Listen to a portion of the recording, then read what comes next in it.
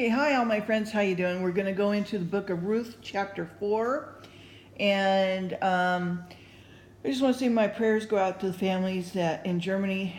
Thanks, Merkel, bringing in all those refugees, forcing them on the German people. How horrible is that? Just, there's plenty.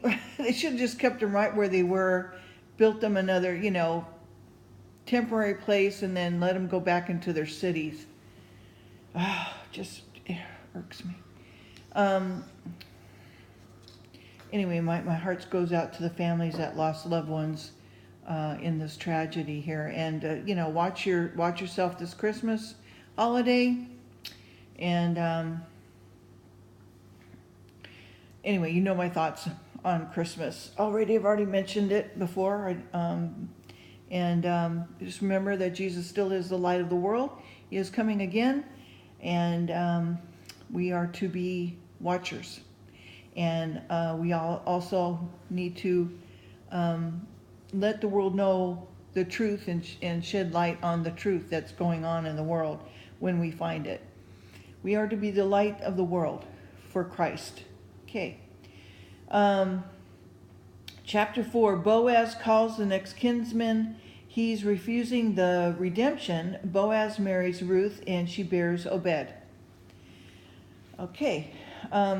When Boaz went up to the gate and sat down there, and behold, the kinsman of whom Boaz spoke came by, unto whom he said, Ho, such a one, turn aside and sit down here.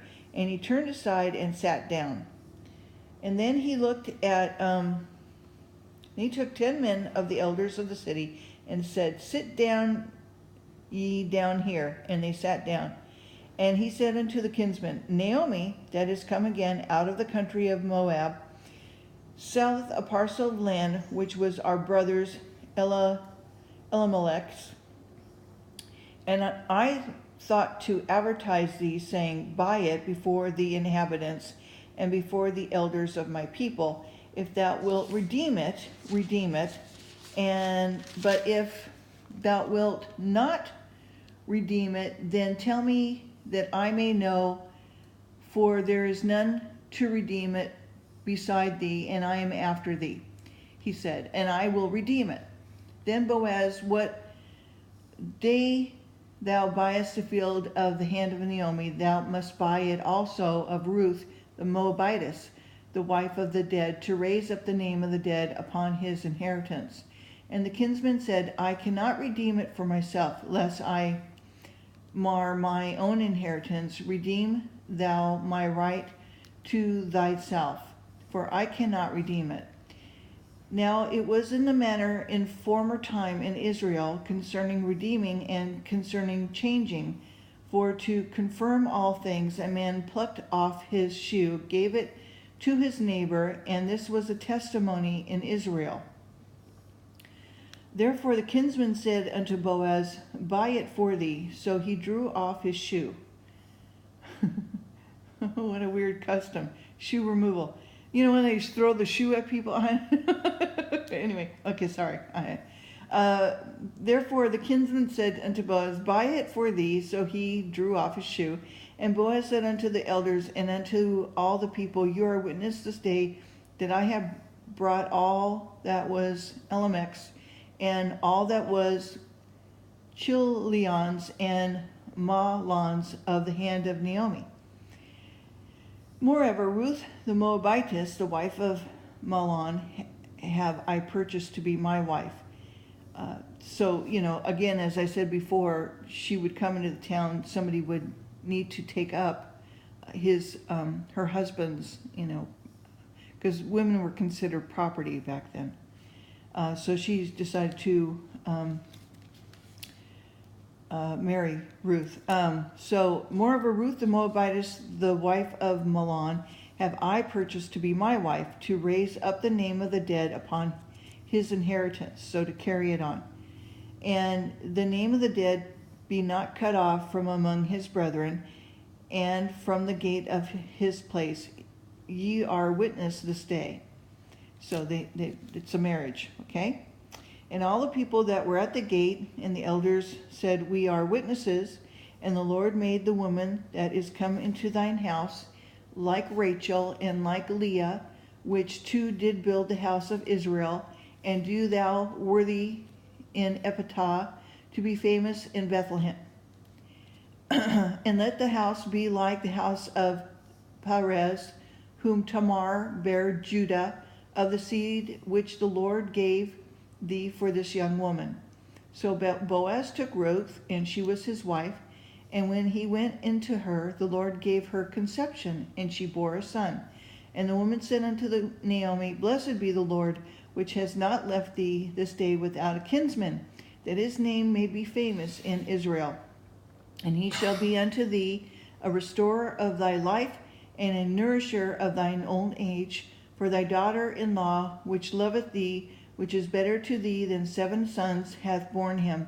And Naomi took the child, and laid it on her bosom, and became nurse unto it. And the woman, her neighbors, gave it a name, saying, There is a son born to Naomi. And they called his name Obed, and his father of Jesse, the father of David. So, grandfather of David. Now, there are the generations of Perez. Perez begat Hezron. Hezron begat Ram. Ram begat Amminadab. Amminadab begat Nahshon. Nahshon begat Solomon. And Solomon begat Boaz. Boaz begat Obed. Obed begat Jesse. Jesse begat David, King David. Okay, so that's the end of the book of Ruth. Now we're going to be starting the book of Samuel. And let's see, the book of Samuel. Let's see if I can get to where my thing is. Okay, so the book of Samuel, the author is unknown. The history centers around 3 characters. Samuel, the last of the judges. See text, Silo. And NOS 3183 and 4295. And I'm sorry, never mind. Don't just disregard that. Okay, so the history, there's Samuel, Saul, and then King David. And then the period 1 of transition, the rule of the judges ends, the kingdom is established. And the leading topics and events are the birth and dedication of Samuel, the failure of Eli as judge and parent, Samuel's call and remarkable boyhood, the capture and return of the Ark of the Covenant, ooh, neat, the defeat of the Philistines through prayer of Samuel, the clamor of Israel for king, Saul chosen, anointed king, Saul's first battle, Samuel proclaims the kingdom and warns the people concerning the presumption in demanding a king, Saul's self-will, Samuel's prophecy, Jonathan's deliverance of Israel, obedience is better than sacrifice, David is anointed king, David slays the giant, Goliath, okay, friendship of David and Jonathan, and the persecution of David by Saul, the last years of Saul's reign and his suicide.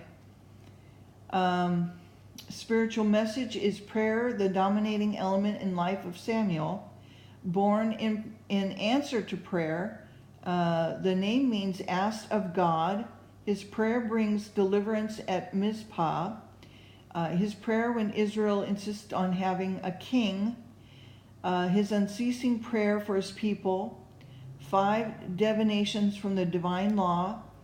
Polygamy, parental indulgence, trust in sacred objects, impatience, and partial obedience.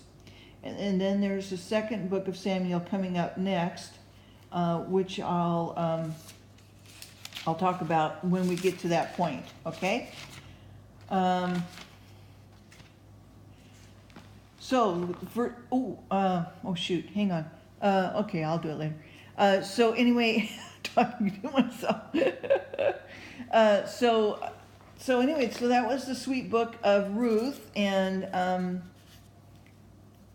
you know, that even the Lord has taken a Moabitess, a Gentile, and made her important, you know, in the story of us, you know, and in our salvation.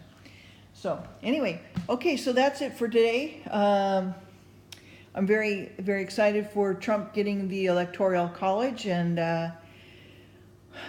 just keep praying and keep vigilant, that, you know, things go well and that we can still keep winning people to the Lord, and